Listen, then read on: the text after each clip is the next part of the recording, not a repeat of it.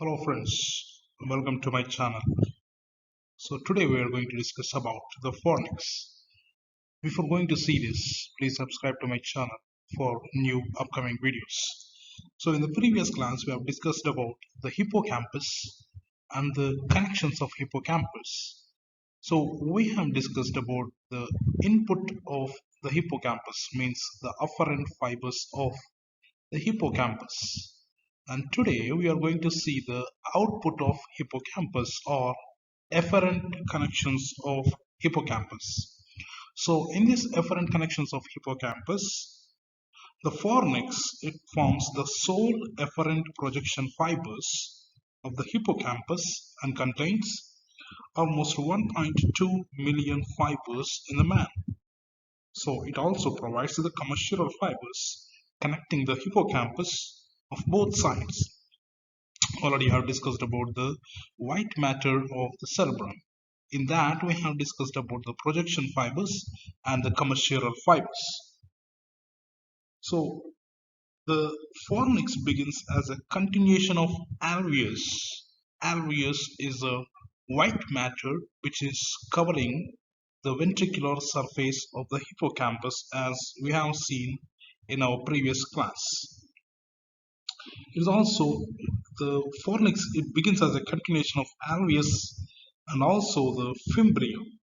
So the fimbria means the converging part of the white matter where it is covering the ventricular surface of the hippocampus. And also it is formed by the axons of pyramidal cells of Cornu ammonis and with a major contribution of subicular complex. So a few afferent fibers, however, retrace the course of fornix and reach the hippocampus. So in this picture we are observing the right and left sided hippocampus, and here you can identify the fimbria of hippocampus, and here between right and left hippocampus and the fimbria and the fornix we can identify the commissures of the fornix. Commissure fibers which are connecting right and left sided cerebral hemisphere. As you have seen the commissures, anterior commissure and the posterior commissure, here we are identifying the fornix, right side fornix and the left side fornix are connected by the commissures of fornix or commissural fibers of the fornix. So what happens and what is the course of the fornix we are going to study now. Now, on reaching the splenium of corpus callosum, splenium means the posterior end of the corpus callosum. Okay, so on reaching the posterior end of corpus callosum, that is splenium, the fibers of the fimbria, here you can see the fimbria, the fibers of the fimbria separate into dorsal fornix and the ventral fornix. Dorsal fornix, here I'm showing you with my pointer, that is nothing but the dorsal fornix, and here anterior we can identify the ventral fornix. So the dorsal fornix surrounds the outer surface of splenium and continues with the gyrus fasciolaris and indusium graecium. Okay, so let us see that one by one. Yeah, here you can identify. So here you can see the corpus callosum, this is a splenium part, and this fornix which is extending upwards, the fibers of the fimbria are extending upwards, and here it is going to divide into dorsal fornix and the ventral fornix. And the dorsal fornix surrounds the outer surface of the splenium, and continues with the gyrus fasciolaris and the indusium graecium. Indusium graecium means the gray matter which is covering the superior end of the corpus callosum. That is nothing but the indusium graecium. That is also a vestigial part, what we have discussed earlier. The majority of the fibers forms the ventral fornix. Which sweeps forwards below the splenium, and around the pulvinar. Pulvinar means the posterior end of the thalamus. It is called as pulvinar. It is extending and covering surrounding the posterior end of thalamus, that is pulvinar, and in the form of a crura, a pair of crura of Fornix. A pair of crura of Fornix. Let me show you that the crura of Fornix. Here you can see that. Okay, so this is the ventral fornix, and here posterior we can identify the dorsal fornix. In our first slide, we have seen the two right and left fornix. Right and left fornix. Let me show you that. Yeah, in this picture we can identify the right and left sided the fornix, both sides. Okay, the crura, this cylindrical part is called as crura. The crura of fornix proceeds forwards and converges to form the body of fornix. Here you can see the body of fornix. So the right and left crura, which are extending anteriorly, where these structures are present just below the splenium, just below the corpus callosum.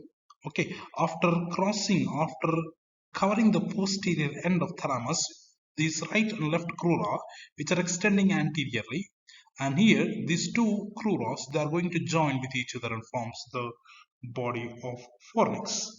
Okay, so the medial margin of both crura are connected by the transverse fibers forming the commissure of fornix. So this is also called as hippocampal commissure. So the crura, fornix, and their commissures come in close contact with the body of corpus callosum.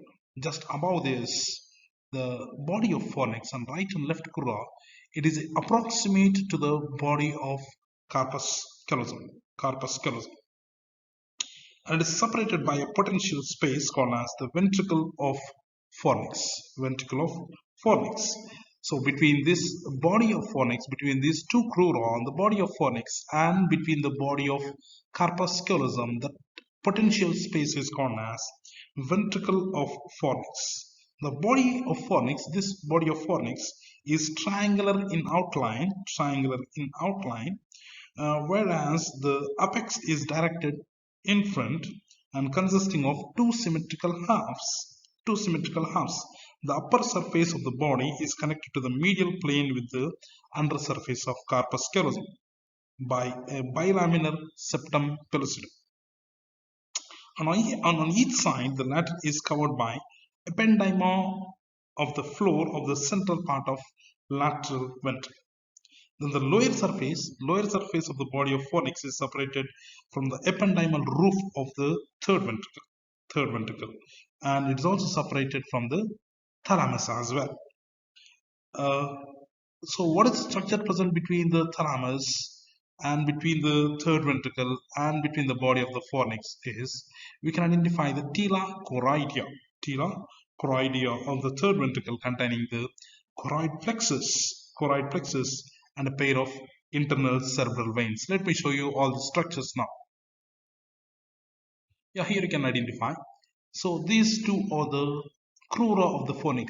So we have taken a transverse section to see clearly the hippocampus and the fornix of hippocampus. So here you can identify the right and left fornix, and here you can identify the fornix commissure, and it is surrounding the posterior end of thalamus, that is pulvinar, and is extending anteriorly.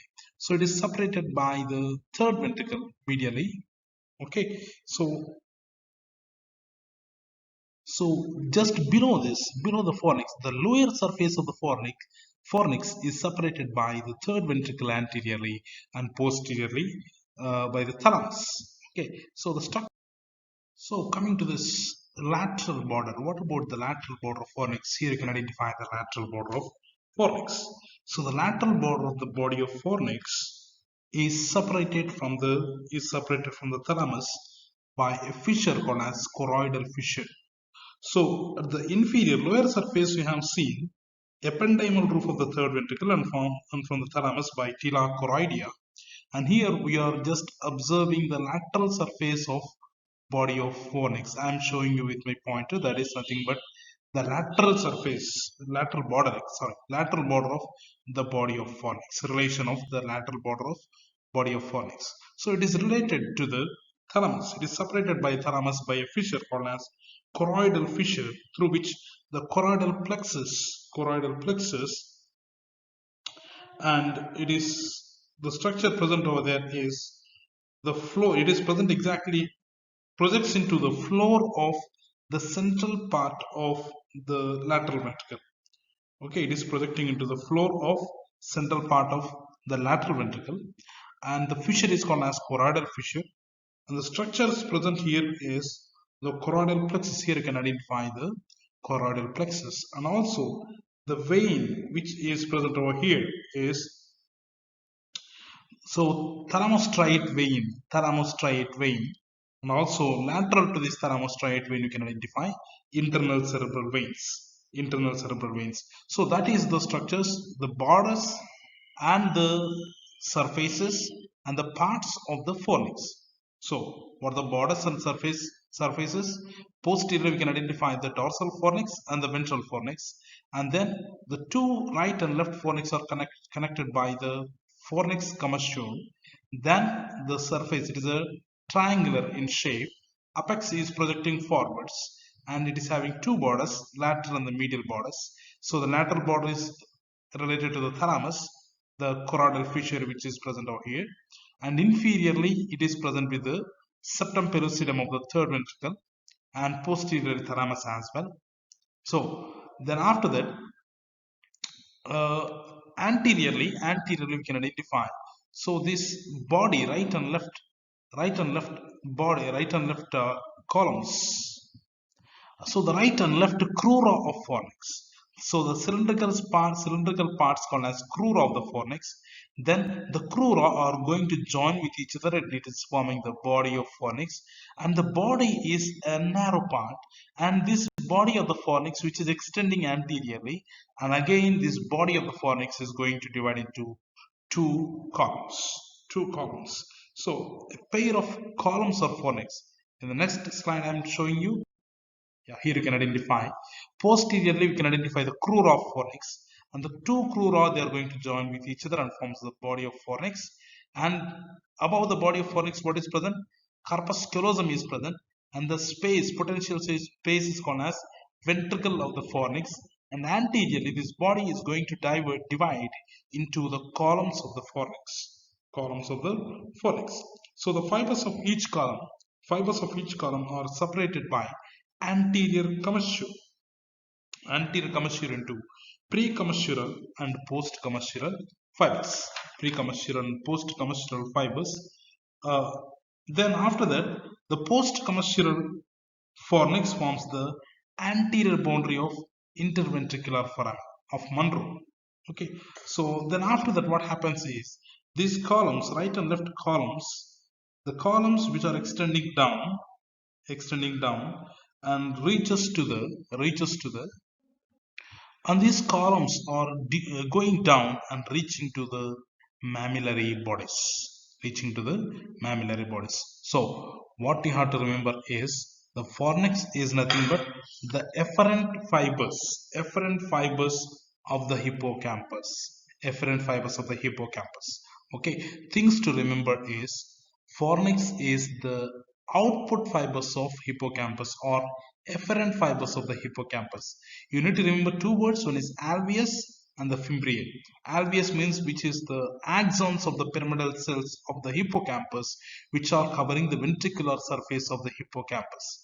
Okay, then the converging part of the alveus is called as the fimbria. Okay, so then fimbria, which is extending upwards. Okay, then after that, here this all the axons of the hippocampus, means the output of the hippocampus, they forms the fornix. Okay, they are forming the cylindrical parts called as the crura of the fornix. Crura, they are going to extend anteriorly and join with each other, right and left crura, and they forms the body of fornix. Again, it is going to divide into two columns, right and left columns. They are going to reach the mammillary bodies. Okay, so on right and left fornix are connected by the commissural fibers called as commissures of the fornix. Okay, so that is about the fornix. And next we are moving to the connections of the fornix. So you have to concentrate here carefully to remember the connections of the fornix. So in this picture we are going to see the connections of the fornix. So the connections are, first one is the fibers of dorsal fornix. Fibers of dorsal fornix make synapse with the neurons of gyrus fasciolaris. So here you can identify. So here you can see the dorsal fornix. Okay, so the fibers of the dorsal fornix which are extending up and reaching to the fasciolaris, gyrus fasciolaris, and then indusium graecium. Here you can see the corpus callosum. Above it, we can identify the indusium graecium. So from the dorsal fornix, fibers are extending up and reaching to the gyrus fasciolaris, and it reaching to the this one indusium graecium, and also the cingulate gyrus which is present above the corpus callosum. And after that, it is reaching to the septal nuclei of the septum pellucidum through the fibers of corpus callosum. The efferent fibers from A4 side neurons join with the ventral fornix. Maybe perhaps it is little confusing, this diagram. I will show you in a beautiful diagram. Just wait for a while. Yes, coming to the connections of the fornix, in the previous diagram, it might be a little bit confusing. So this image gives you an idea how the fornix is connecting with other areas. Okay, so let us see this diagram. So here you can identify the dorsal fornix, and this dorsal fornix is making synapse with the neurons of gyrus fasciolaris. So this dentate gyrus is extending upwards, and just above the corpus callosum, it is called as gyrus fasciolaris posteriorly, posterior to the corpus callosum, posterior to the posterior end of the corpus callosum. That is nothing but the gyrus fasciolaris. Okay, so the dorsal fornix is making connection with that. And next connection it is making with the indusium graecium, means the gray matter which is just present above the corpus callosum, and it is making connection with the dorsal fornix. Another connection, it is connecting with the cingulate gyrus above the callosal sulcus. You can identify the cingulate gyrus. Dorsal fornix is making connection with that. So another connection, it is making connection with the septum pellucidum. Such fibers are passing through the corpus callosum and is connecting with the septum pellucidum. Okay, then the efferent fibers from the A4 side neurons joins with the ventral fornix. Here you can identify.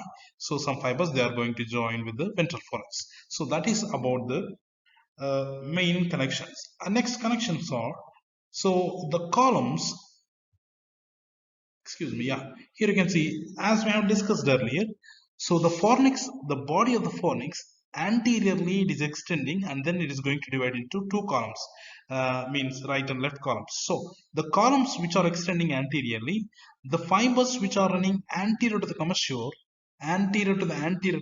this you can identify anterior commissure.